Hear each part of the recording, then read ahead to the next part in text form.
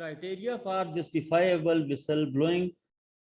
According to Richard T.D. George, there are three conditions that must hold for whistleblowing to be morally permissible, and two additional conditions that must hold for it to be morally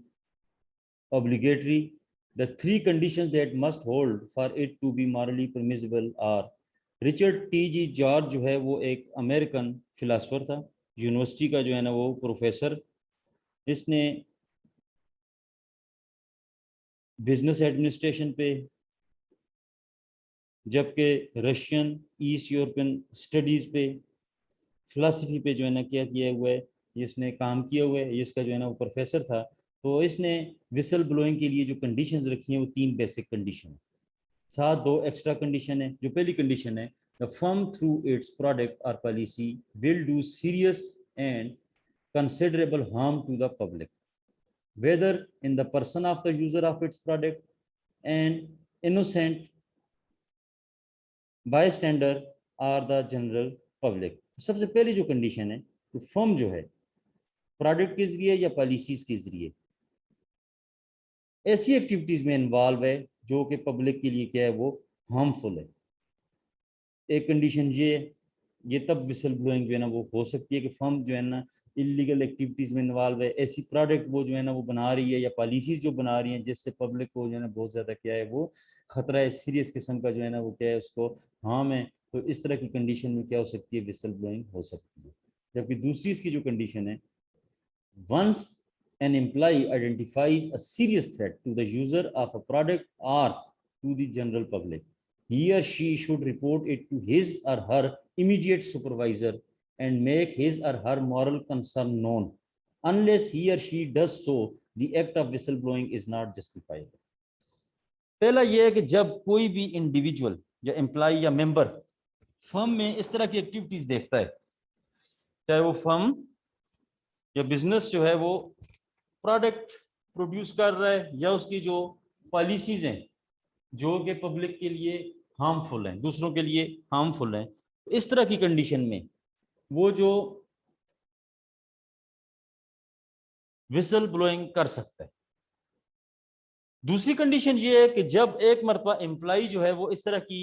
threat जो है वो identify कर ले, वो threat चाहे वो public को है या जो प्रोडक्ट का यूजर है, फर्म की सर्विसेज का जो यूजर है उसे थ्रेट है। जब एक मरतबा थ्रेट जो है वो आइडेंटिफाई हो जाए तो वो सबसे पहले रिपोर्ट जो है किसे करेगा, अपने इमीडिएट सुपरवाइजर को करेगा, इमीडिएट बॉस को करेगा, और फिर उसकी जो मॉरल है एक्टिविटीज हैं उन्हें जो है ना वो क्या करेगा, जज करेगा। उसका जो मॉरल कंसर्न है उसे क्या करेगा, वो जांचेगा। जब तक वो ऐसा नहीं कर लेता, यानी कि अपने बॉस या सुपरवाइजर को रिपोर्ट नहीं करता और उसके एक्शन को नहीं जांच लेता, तब तक जो है ना उसकी विसल ब्लोइंग जस्टिफाइबल नहीं होगी। जैसे विसल ब्लोइंग तब जस्टिफाइबल होगी कि उसने किसी किस्म की कुछ इलीगल एक्टिविटी जो है वो आइडेंटिफाई कर ली है, करने के बाद उसने अपने जो इमीडिएट उसका जो सुपरवाइजर था उसे इन्फॉर्म किया है, और वो सुपरवाइजर अगर किसी किस्म का कोई एक्शन नहीं लेता, इस कंडीशन में वो क्या कर सकता है, विसल ब्लोइंग कर सकता है। If one's immediate supervisor does nothing effective about the concern or complaint, the employee should exhaust the internal procedures and possibilities within the firm. This usually will involve taking the matter up the managerial ladder and if necessary and possible to the board of directors. अगर जो whistle blower है या जो employ या जो member है जिसने जो है ना किसी किस्म का जो है मिसकंडक्ट को आइडेंटिफाई किया है, वो अपने सुपरवाइजर को बताता है, और उसका जो इमीडिएट सुपरवाइजर है या बॉस है वो किसी किस्म का कोई एक्शन नहीं लेता, उसकी कंप्लेंट के ऊपर जो है ना वो कोई एक्शन नहीं लेता, तो वो फिर एम्प्लॉय क्या करेगा, जो इंटरनल प्रोसीजर है उसे फॉलो करेगा। और फर्म के अंदर जो और मुख्तलिफ किस्म की पॉसिबिलिटी मीन कि जो सुपरवाइजर का जो बॉस है, यानी कि जो सुपरवाइजर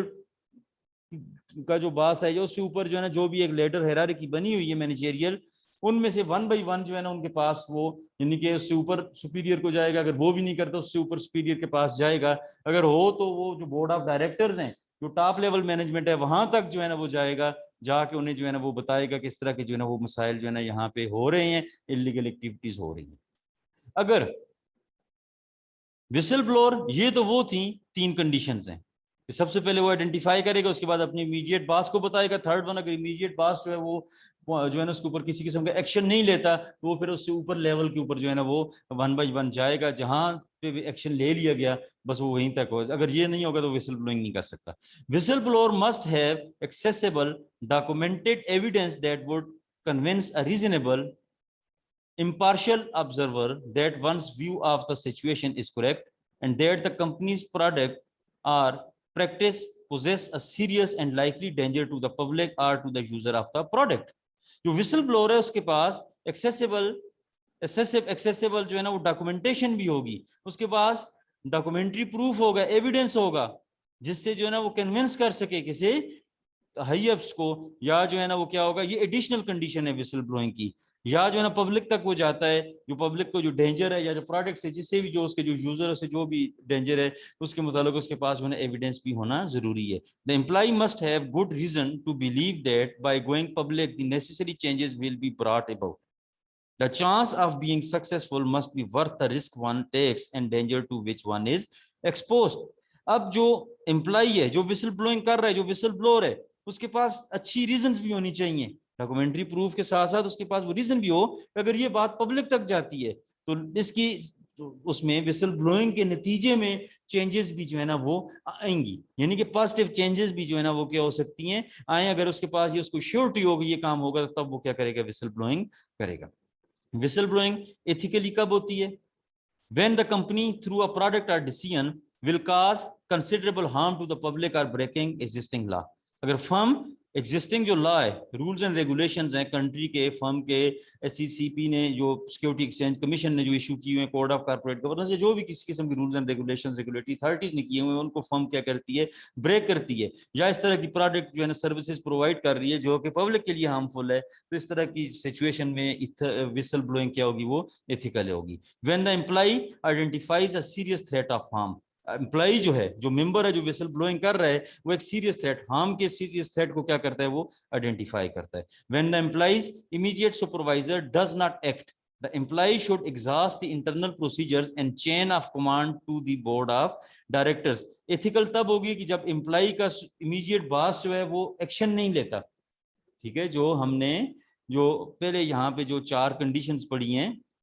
रिचर्ड टी जॉर्ज की जो 3 नॉर्मल कंडीशन है और 2 एडिशनल कंडीशन पड़ी हैं, जिसमें वो एक पूरी हायरार्की को सबसे पहले उसके अकॉर्डिंगली क्या था कि एम्प्लॉय जो है या मेंबर जो है जो विसल ब्लोइंग कर रहा है, वो सबसे पहले अपने इमीडिएट बॉस को, अपने सुपरवाइजर को इन्फॉर्म करेगा। तो अगर वो सुपरवाइजर उसके ऊपर एक्शन नहीं लेता, तो जो भी फर्म की हायरार्की है, ठीक है, डाउनवर्ड टू अपवर्ड जो चेन ऑफ कमांड है 1 बाय 1 जो कि एंड पे बोर्ड ऑफ डायरेक्टर्स तक जाती है, उनको जो है ना वो क्या करेगा, फॉलो करता जाएगा। अगर ये काम वो करेगा तो उसकी जो विसल ब्लोइंग है वो क्या होगी, एथिकल होगी। Employee must have documented evidence, उसके पास डॉक्यूमेंटेड एविडेंस का भी होना जरूरी है, दैट हिज और her view of the situation is accurate, जो कि वो ये बताए एविडेंस कि उसकी सिचुएशन का जो व्यू है, ठीक है, वो एक्यूरेट है। द फर्म्स प्रैक्टिस प्रोडक्ट और पॉलिसी थ्रेटन्स द पब्लिक और प्रोडक्ट यूजर, जो फर्म्स की प्रैक्टिसेस कर रही है फर्म, वो प्रोडक्ट दे रही है, या उसकी जो पॉलिसीज है, ठीक है, जो प्रोडक्ट प्रोड्यूस कर रही है, सर्विसेज प्रोवाइड कर रही है, जो पॉलिसीज वगैरह हैं, वो पब्लिक के लिए या जो प्रोडक्ट का यूजर है उसके लिए क्या है, वो खतरे का बास है, तो इस सूरत में क्या होगी, विसल ब्लोइंग एथिकल होगी। और उसका एविडेंस भी उसके पास हो, एम्प्लॉय के पास। Employ must have valid reasons to believe that revealing the wrongdoing to the public will result in the changes necessary to remedy the situation। और एम्प्लॉय के पास वैलिड रीजन हो कि वो जो कुछ भी रॉन्ग डूइंग हो रही है, अगर वो पब्लिक तक तमाम एक्टिविटीज को, बातों को पहुंचाता है, तो इसके रिजल्ट में चेंजेस जो आएंगी वो क्या होंगी, बेनिफिशियरी होंगी, उससे सिचुएशन जो है ना वो क्या होगी, जो भी रॉन्ग डूइंग हो रही है, जो भी एक्स्ट्रा इलीगल किस्म की एक्टिविटीज है, वो क्या हो जाएंगी, खत्म हो जाएंगी। अब विसल ब्लोइंग जो है वो अनएथिकल कब होती है? Number 1, motivation is the opportunity for financial gain और मीडिया अटेंशन। अगर ये विसल ब्लोइंग वो एज अ अपॉर्चुनिटी कंसिडर कर रहा है, इससे उसे कोई फाइनेंशियल, किसको, विसल ब्लोअर को फाइनेंशियल गेन होगा, या जो है ना मीडिया की इंटेंशन लेगा, मीडिया की अटेंशन लेता है लेने के लिए, या फाइनेंशियल गेन के लिए कोई बेनिफिट जो है ना इन टर्म ऑफ मनी कोई बेनिफिट लेने के लिए अगर विसल ब्लोइंग कर रहा है, तो दोनों कंडीशंस में अनएथिकल होगा। Employee is carrying out vendetta against the company, अगर उसने जो है ना किसी किस्म का कोई डेटा वगैरह जो है ना वो क्या किया हुआ है, पहले से जो है ना वो इस काम के लिए उसने जमा करके रखा हुआ है, तब भी जो है ना उसकी विसल ब्लोइंग क्या होगी, वो अनएथिकल होगी। ये वो कंडीशंस हैं जिनमें विसल ब्लोइंग क्या होती है जी, अनएथिकल होती है। विसल ब्लोइंग की जो स्टेजेस हैं, सबसे पहली जो स्टेज है उसमें ये है कि जो पोटेंशियल विसल ब्लोइंग है उसका सिनेरियो, क्या वहां पे ऐसा सिनेरियो है कि जिसमें विसल ब्लोइंग हो सकती है। सीरियसनेस टेस्ट होना चाहिए। रियलिटी चेक, रियलिटी का जो है ना चेक हो। Becoming aware of the big picture, जो भी कंप्लीट पिक्चर है उससे विसल ब्लोअर क्या हो, कंप्लीट अवेयर हो। Forcing management recognition of the problem, वो मैनेजमेंट को इन्फोर्स करे ताकि वो प्रॉब्लम को रिकॉग्नाइज करें। Taking the problem to upper management, वो पूरी हायरार्की को जो है ना, जिस तरह टी.डी. जॉर्ज ने बताया, जो उसने 3 जो है ना उसकी कंडीशंस रखी हैं और 2 एक्स्ट्रा जो है ना एक्स्ट्रा कंडीशन एक्स्ट्राऑर्डिनरी, तो जो प्रॉब्लम है उसे जो है ना हायरार्की को फॉलो करते हुए अपर मैनेजमेंट लेवल तक जाए। और जब ये काम ना हो 6 स्टेजेस में, तो 7वां स्टेज ये है कि उसे जो है ना क्या करे, ऑर्गेनाइजेशन से बाहर लेके जाए, तब जो है ना वो क्या करे, विसल ब्लोइंग करे। ये तो था जी हमारा टॉपिक विसल ब्लोइंग का।